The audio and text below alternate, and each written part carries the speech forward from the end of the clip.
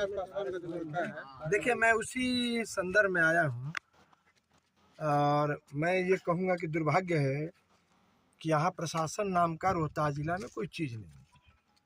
आरक्षी अधीक्षक का आगमन के बाद लगातार हम कह सकते हैं कि यहाँ का रोहतास जिला का वरीय आरक्षी अधीक्षक निकम्मा और भ्रष्ट है।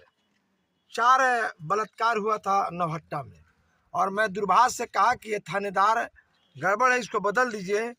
तो एसपी का जवाब था कि आप तय नहीं करिएगा कि थानेदार कैसा है। तो एसपी, इसका मतलब कि एसपी खुद भ्रष्ट है, तो ऐसे बलात्कारियों को रखने का प्रयास किया।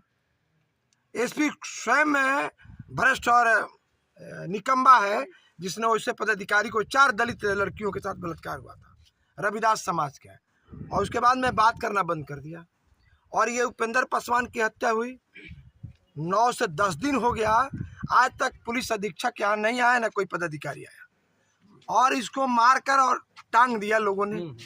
और ये हमको लगता है कि गांव का कोई अवैध संबंध और कोई प्रतिकार में ये लड़का ने कहीं विरोध किया। 10 बजे रात में इसको बुलाकर और अपराधियों ने मुड़ी ममोड़ कर, मार कर और टांग दिया, जो मुझे यहाँ सूचना मिली है। और निश्चित तौर से जो अभियुक्त है, ना उस पर अभी तक कोई कार्रवाई है। पुलिस ने ले गई मोबाइल जब्त करके। इतना समय लगता है खादी और खाकी को काम करने में। एक्शन तो 2 मिनट में होता है। अपराधी हत्या होती है, 12 घंटे के अंदर लूट होता है, पकड़ा जाता है। यानी यहाँ प्रशासन नाम का कोई चीज़ नहीं है। हम तो बहुत पहले भी बोले थे, ना एसपी को फ़ोन उठाना है, ना एसपी को जनप्रतिनिधियों से कोई मतलब है। कहिएगा तो वो फैसला होगा तब कि जब भाई दरोगा का ट्रांसफ़र होगा, तब कि जब माल डाउन होगा तब। ऐसी स्थिति में सरकार का रोहतास जैसे ज़िला में, जहाँ नक्सल एक ज़माने में अपना सर उठा के इस तरह से दौड़ा है कि मनु महाराज के आने के बाद, विकास भैरव के आने के बाद यहाँ नक्सल पर लगाम लगा था। और आज स्थिति है कि अपराध गांव में, लड़कों को फांसी से, लड़कियों को नौहट्टा में 4 लड़कियों के साथ बलात्कार हुआ, थानेदार नहीं मिलता है। थानेदार है इसलिए कि धन पर थानेदार जाता है। तो ऐसी स्थिति हम लोग की सरकार है, सरकार हमारी है, माननीय नीतीश कुमार जी की, हम लोग के नेता है, मुख्यमंत्री हैं, एनडीए गठबंधन की सरकार है। लेकिन इस तरह का पदाधिकारी अगर रहेगा जिला में, एसपी रहेगा, तो इस जिला को कौन माई बाप होगा।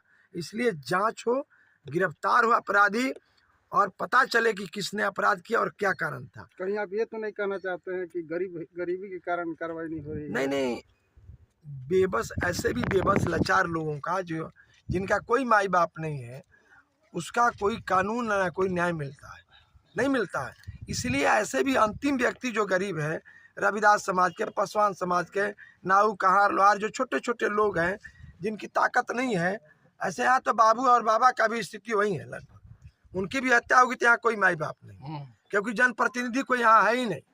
यहाँ नेता बनने ही नहीं देता है लोगों ने। तो इसलिए बेलगाम है प्रशासन और निष्क्रिय है, निकम्मा है।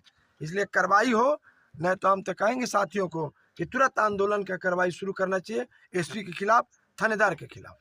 इसके घर में भुखमरी की स्थिति हुआ है, इस पर कुछ मिलना चाहिए? नहीं, निश्चित तौर से मिलना चाहिए, ये तो सरकार का नियम है।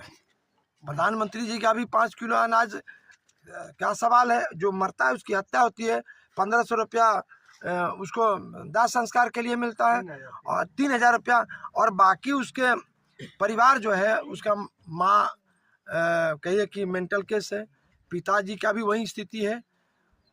अंतिम व्यक्ति था, एक ही बेटा था, अब कोई, मैंने 3 एक साथ 3 परिवार की हत्या हुई।